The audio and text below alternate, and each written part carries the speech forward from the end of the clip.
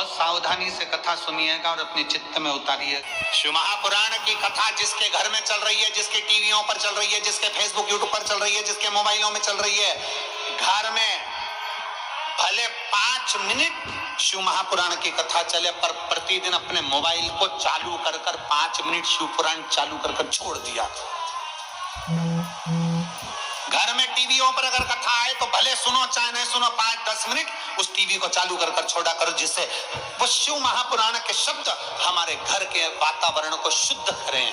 प्रभु बाबा भोलेनाथ ने कहा, पार्वती जब चौसर खेलते समय तूने मेरे वस्त्र लिए, मैं जल क्रीड़ा करने के लिए, जल में तप करने के लिए बैठा, तप के करने से मेरे शरीर से पसीना बह निकला, उस पसीने से 5 धाराएं प्रकट हो गई, उस 5 धारा से गंगा जी की गोद से मेरी ये 5 बेटियां प्रकट हुई है। पहली जया, दूसरी विषहरा, तीसरी शामली बारी, चौथी देव और 5वीं दोतली। ये 5 कन्या शंकर जी की 5 बेटियां।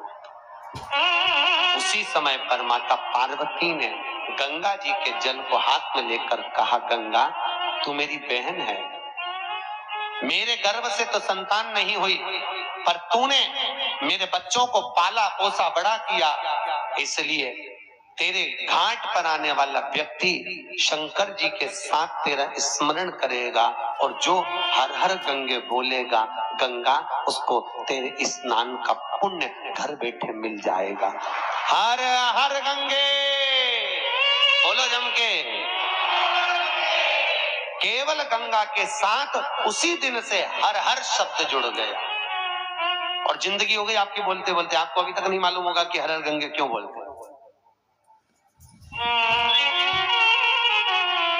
जीवन हो गया भैया। शिव महापुराण में एक एक संवाद है। चावल क्यों लगाना चाहिए, शिव जी को कंकु क्यों नहीं लगाया जाता, शंकर को कुंकू नहीं लगता, रोली नहीं लगती, क्योंकि भगवान शंकर जब एक बार बैठे थे तो एक भगत ने शिव जी का कुंकू अभिषेक कर दिया था। कुंकू अभिषेक करा, इतने में माता जगत जननी जगदम्बा उसी समय पर आ गई। पार्वती ने शंकर जी के ऊपर से रक्त की धार जब बहते हुए नीचे आई, भोलेनाथ जी के शरीर से रक्त बहता देखकर माता पार्वती को क्रोध आ गया। पार्वती ने उसी समय पर श्राप देना चाहा। शिव जी ने कहा, पार्वती उसने कुंकू अभिषेक करा है और तू श्राप दे रही है। पार्वती ने कहा, मैं जान नहीं पाई, पर भोलेनाथ आपसे वचन देती हूँ कि आज के बाद आपके शरीर पर ये रक्त ना देखूं। इसलिए आज तक शंकर जी के शिवलिंग पर कभी कंकु नहीं चढ़ाया जाता, कुंकू नहीं चढ़ेगा। शिव जी को चंदन चढ़ेगा, हल्दी चढ़ेगी, अष्टगंध चढ़ेगा, गुलाल चढ़ेगी, अबीर चढ़ेगा, पर कुंकू शंकर को कुंकू। जैसे अधिक मास के महीने में, अभी जो अधिक मास आ रहा है ना, आपके लिए तो लाभदायक है, समझ लो ये कथा। अधिक मास के महीने में जैसे पहले दिन का अधिक मास होता है, ऐसे 5वां दिन का जो अधिक मास होता है, पंचमी तिथि का, पंचमी तिथि का अधिक मास, शास्त्र कहता है कि जिसके घर में संपदा की कमी हो, पैसा आ ही नहीं रहा हो, सब तो उलझ गया हो, बहुत टेंशन चल रहा हो, 3 साल में एक बार अधिक मास आता है। अधिक मास की पंचमी तिथि के दिन गन्ने का रस, गन्ने का रस जानते हो, ईख का रस, गन्ने का रस तुलसी जी के क्यारे में हाथ में लेकर 7 बार अपना नाम और गोत्र बोलकर छोड़ दो। जिंदगी में 3 साल में तो करोड़पति बनकर बैठ जाओगे, कभी लक्ष्मी की कमी नहीं आ सकती। अगला अधिक मास आएगा तो तुम तैयारी में बैठे रहोगे कि फिर पंचमी तिथि आए, फिर मैं गन्ने का रस डालूं। केवल अधिक मास में होता है, अधिक मास के सिवा नहीं कर सकते, केवल अधिक मास, अधिक मास के अंतर्गत। और आपको तो मौका मिल रहा है, ज्येष्ठ का अधिक मास है इस साल, बड़े प्रेम से आनंद। और हम तो निमंत्रण दे रहे हैं आपको कि अधिक मास में मुंबई में महेश्वरी समाज द्वारा विष्णु महापुराण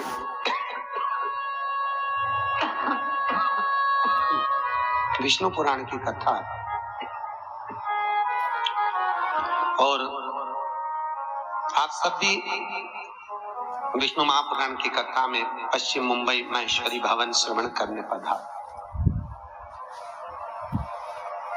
विष्णु मास।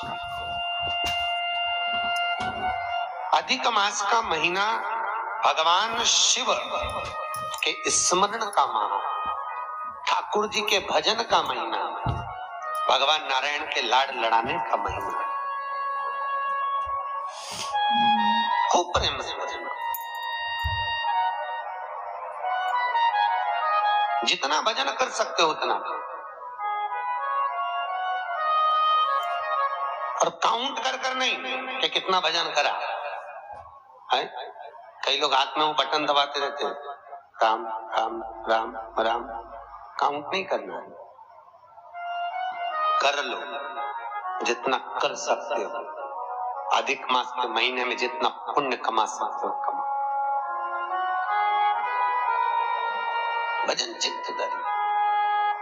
आज शिव महापुराण की कथा कहती है, माता पार्वती के सम्मुख में पांचों कन्याओं को देखकर गंगा जी के सम्मुख में जब बात प्रसिद्ध करी, तब माता पार्वती से शिव जी ने कहा, ये मेरी 5 बेटियां हैं। पार्वती जी ने पांचों को गले से लगाया। भगवान भोलेनाथ बोले, पार्वती, ये जल की तरंगों में प्रवाहित होने के कारण इनका शरीर सर्प की आकृति में रहेगा। सर्प की आकृति।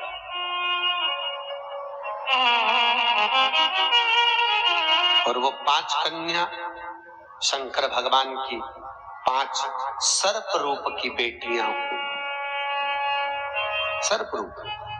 आज भी नाग पंचमी के दिन घर के दरवाजे पर, घर के दोनों ओर, अब इधर पूछते हैं कि नहीं पूछते मालूम नहीं, पर नाग पंचमी के दिन 5 सर्प क्या बनाते हैं, 5 सर्प बनाए जाते हैं। वो शंकर भगवान की 5 बेटियां बनाई जाती है और नाग पंचमी के दिन उनकी पूजन होती है। नाग पंचमी।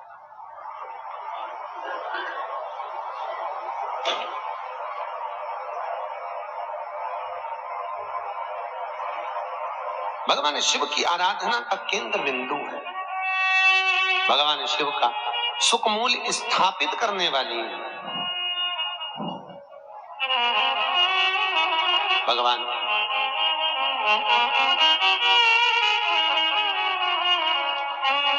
भगवान शिव ने 5 कन्याओं को आशीर्वाद दिया, माता पार्वती को समझाया, ज्ञानोपदेश प्रदान किया। समय आया और आज भगवान शिव विराजमान थे और भगवान शंकर के नयन बंद करने पर शिव जी के नयन से बंद करते ही एक अश्रु निकला। उस आंसू से अंधकासुर का जन्म हो गया। और जैसे अंधकासुर जन्मा, माता पार्वती ने उस बालक को गोदी में ले लिया। पार्वती ने जैसी गोदी में लिया, ये मेरा पुत्र है। भगवान शिव बोले, पार्वती इसको उठाकर समुद्र में फेंक दे। पार्वती जी ने समुद्र में बालक को नहीं फेंका। महाराज मैं इसको फेंकूंगी नहीं, आपके शरीर से प्रकट हुआ है, ये आपका पुत्र है। भगवान भोलेनाथ बोले, पार्वती मेरे नयन बंद करने पर अगर प्रकट हुआ है तो उसकी कोई तुलना, कोई मान्यता नहीं। फेंक दे इसको समुद्र में। पार्वती मैया ने नहीं फेंका, थोड़ा रिटर्न बढ़ा। पार्वती मैया नहीं फेंकी। और जब माता पार्वती ने, बस ठीक है, पार्वती मैया जब नहीं फेंकी, शिव जी ने फिर कहा, पार्वती इस बालक को फेंक समुद्र में। पार्वती ने नहीं फेंका। ये आपका पुत्र है, मैं नहीं फेंकूंगी। बहुत समझाया, नहीं माना। शिव जी को क्रोध आया, तब माता पार्वती ने अंधकासुर को समुद्र में डाला। डालते ही उस बालक को हिरण्याक्ष ने पकड़ लिया। हिरण्याक्ष ने उसको पाल पोस कर बड़ा करा। हिरण्याक्ष को बड़ा करा। समय आया, जैसे हिरण्याक्ष ने जैसे ही अंधकासुर को बड़ा किया, पाल पोस कर तैयार किया, समय आने पर भगवान नारायण ने वराह अवतार धारण कर हिरण्याक्ष के प्राणों को हर लिया। पृथ्वी को लाकर जल के ऊपर ठहरा दिया। तब उस अंधकासुर को क्रोध आया और अंधकासुर ने ब्रह्मा जी का तप कर कर वर प्राप्त करा। ब्रह्मा जी से मांगा, ब्रह्मदेव मैं वैसे तो वीर हूं पर मुझे वर देना है तो वर दीजिए, ऐसा वर दो। अंधकासुर को मालूम था कि मैं अपनी माँ के गर्भ से पैदा ही नहीं हुआ। अंधकासुर ने मांगा, जिस दिन मैं अपनी माँ को गलत दृष्टि से देख लूं, जिसने मुझे अपनी गोद में खिलाया हो उसको अगर गलत दृष्टि से देखूं तो मेरे प्राण छूट जाए। क्योंकि अंधकासुर को तो ये मालूम था कि मेरी कोई माँ है, पर उसको कौन बताए कि तू पार्वती की गोद में खेला है। पार्वती की गोद। जिस दिन मैं अपनी माँ को अगर गलत दृष्टि से देखूं उसी दिन मेरे प्राण छूटे, बस उस दिन मेरा अंतिम समय हो। ब्रह्मा जी ने कहा तथास्तु। और अंधकासुर बड़ा हो गया, आनंद सुख स्थापित हो गया, चारों तरफ सत्ता ही सत्ता अंधकासुर की हो गई, किसी को पृथ्वी पर रहने ही नहीं देता, सब घबरा गए। तब अंधकासुर ने अपने दूतों को बुलाकर कहा, जाओ सबसे सुंदर जो नारी हो, सबसे सुंदर जो कन्या हो उससे मैं विवाह करूंगा, मेरे लिए लाओ। इतने में एक दूत बोला, जो सबसे सुंदर थी, जो सबसे अति रमणीय थी, उसने तो शंकर जी को पति बना लिया। अरे तो क्या हुआ, शिव को पति बनाया है, उसको मैं अपनी पत्नी बनाऊंगा। कहाँ रहती है? कैलाश पर। और बताओ, माँ के लिए गलत दृष्टि रखकर अंधकासुर चला कैलाश पर, और आज माता पार्वती उसी समय पर सुंदर भगवान शिव के लिए आनंदमय सुंदर भांग को घोट रही है। क्यों घोट रही है? कई लोग कहते हैं शंकर जी को भांग प्रिय है। कौन सी पुराण में लिखा है कि शिव जी को भांग प्रिय है? कहीं लिखा? अरे बोलो तो। पूरी शिव महापुराण में, भागवत पुराण, नर्मदा पुराण, गर्ग संहिता आदि आदि के जितने शास्त्र, जितने प्रमाण देने वाले पुराण हैं, कहीं नहीं लिखा कि शंकर जी को भांग प्रिय है। शिव को भांग प्रिय नहीं है भैया। वो तो शंकर भक्त, जब आपको मालूम है ना, मंथन में जब विष निकला था, विष शिव जी ने पिया था, उसकी बूंदें नीचे गिर गई थी, उससे भांग धतूरा उत्पन्न हो गया था। शंकर जी के पास में भांग रखी है, पी नहीं रहे। क्यों? शंकर जी के पास में जब भांग रहती है, चारों तरफ से जब हवा आती है, तो शिव जी ने जो जहर पिया है उससे कंठ नीला पड़ गया है। वो भांग की हवा से शंकर जी के गले को ठंडाई मिलती है। शंकर जी भांग पीते नहीं है, पर दुनिया के लोगों ने तो शंकर जी को बदनाम कर दिया। शिव जी की प्रिय, तो शिवरात्रि पे लोग घोट घोट के शंकर जी को भी भोग लगा दे और खुद भी पी जाए। ले शिव जी की प्रिय, खूब घोटो।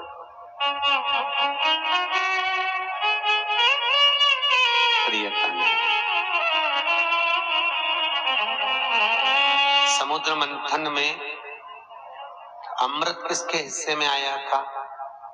देवताओं। विष किसके हिस्से में आया? अरे बोलो, शंकर भगवान। जो अमृत पिए वो देव, जो विष पिए वो महादेव।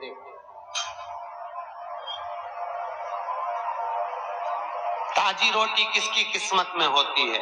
घर की बहू बेटियों के। ठंडी रोटी किसकी किस्मत में होती है? घर की टोकरी के, घर की वृद्ध। क्यों? माँ भले रसोई घर में नहीं जाती, पर रसोई घर में प्रत्येक सास, आप भी सास होगी, प्रत्येक सास घर में बहू जब भोजन बनाती है तो एक बार सास घर में राउंड लगा कर आती है, चौके में देख कर आती है डब्बे में रोटी कितनी बची है, डब्बे में रोटी कितनी बची है। क्योंकि बहू अगर ज्यादा रोटी होगी तो उठाकर गाय को डाल देगी। तो जब सास जीमने बैठती है तो कहती है बेटा मुझे वो ठंडी रोटी ला दे। क्यों? सास को मालूम है ना बहू खाएगी, ना बेटा खाएगा, ना पति को खान दूंगी और ना कोई खाएगा। आखिरी में वो गाय के मुंह में चली जाएगी और इतनी रोटी वो फेंकेगी, दिल मेरा दुखेगा। तो घर की बूढ़ी माँ कहती है मुझे ठंडी अच्छी लगेगी, कड़ी के साथ, दाल के साथ मैं ठंडी रोटी खा लूंगी, ला दे दे। और बहू ने ठंडी रोटी लाके मम्मी को दे दी, माँ ने खा ली। उसी तरह क्या शंकर भगवान को अमृत प्रिय नहीं था? अरे बोलो तो, था ना प्रिय। अगर देवताओं को अमृत अच्छा लग रहा है तो भोलेनाथ जी को भी अमृत अच्छा लग रहा है। पर शंकर भगवान ने सोचा अगर मैं अमृत पीऊंगा तो विष कौन पिएगा? इसलिए एक काम करता हूं, तुम सब गर्म रोटी खाओ, मैं ठंडी खा लेता हूं। इसी को कहते हैं महादेव। और मेरे भारत की भूमि की जो वृद्ध माताएं हैं, भारत के भूमि की जो बूढ़ी बूढ़ी माँ है, ये भी महादेव से कम नहीं है, जो रोज घर में विष को धारण कर रही है, रोज घर में कुछ ना कुछ घूंट पी रही है।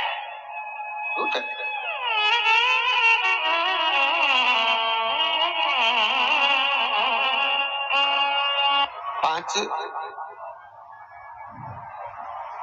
बेटियों का चरित्र यहाँ वर्णन किया। अंधकासुर माँ जगतजननी के सम्मुख में पहुंच गया, माता के सामने।